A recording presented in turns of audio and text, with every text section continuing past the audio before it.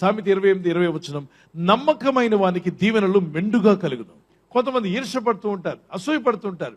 ఏమండి ఆ వ్యక్తికి అంత దీవెనలు ఎలా వచ్చాయి, ఇతనికి ఇలా ఎందుకు? నమ్మకంగా ఉన్నాడేమో, దేవుడు అతను ఆశీర్వదించాడు.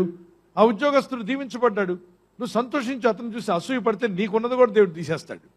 అలాగే ఒక సేవకుడు దీవించబడ్డాడు అనుకోండి, అతను నమ్మకస్తులుగా ఉన్నాడేమో, దేవుడు అతను దీవించాడు. నువ్వు నమ్మకంగా ఉండు నేర్చుకో, నువ్వు యథార్థంగా ఉండు నేర్చుకో, ఆ కాడి మోయి, అప్పుడు నీకు కూడా బ్లెస్సింగ్స్ దేవుడు దయచేస్తాడు. అంతకన్నా గొప్ప దీవెనలు. నమ్మకమైన వానికి దీవెనలు మెండుగా కలుగును.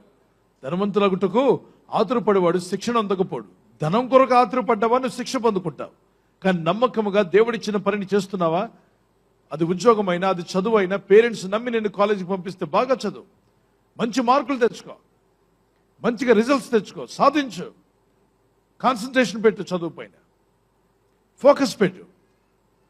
బాగా ప్రార్థనలో ముందుకు రాణించడానికి ప్రయత్నించే. నమ్మకమైన వారికి దీవెనలు మెండుగా కలుగును. ఒకసారి 2 చేతుల పైకి ఎత్తి చెప్పండి.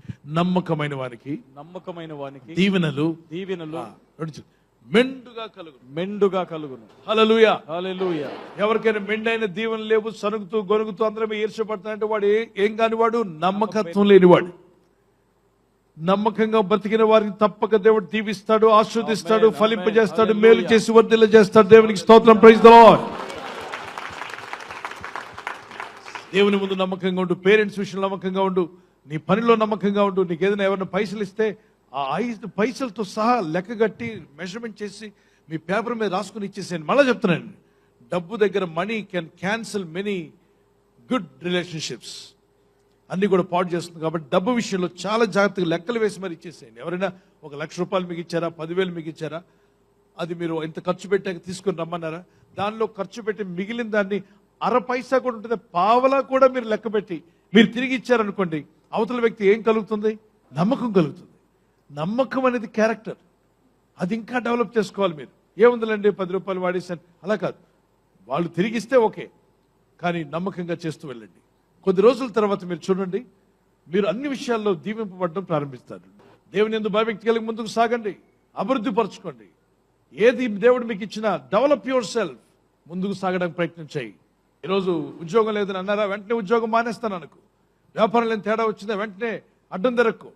ఇంట్లో ఏదైనా తేడా వచ్చింది, ఇంట్లో పారిపోతాను అనుకో.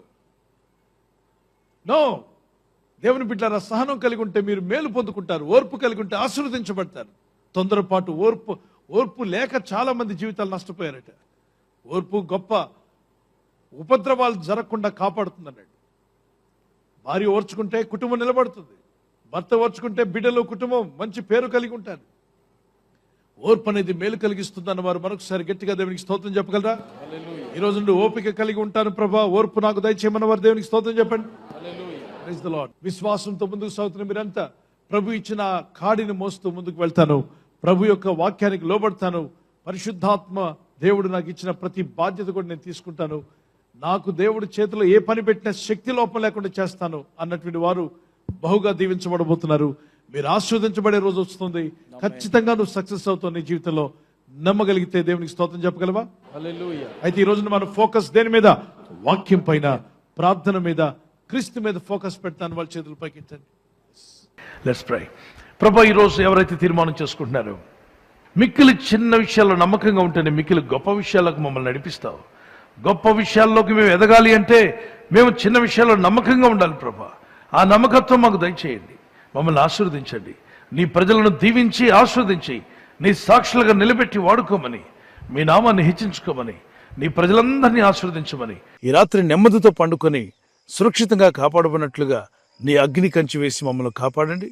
మీ చిత్తములో కొనసాగే కృప అందరికీ దయచేయమని, యేసుక్రీస్తు ప్రశస్త నామములో వీరందరికీ చక్కని నిద్ర దయచేసి తెల్లవారు లేచి కృపను మాకిమ్మని క్రీస్తు నామములో అడిగి వేడుకుంటున్నామా పరలోకపు తండ్రి. ఆమేన్, ఆమేన్.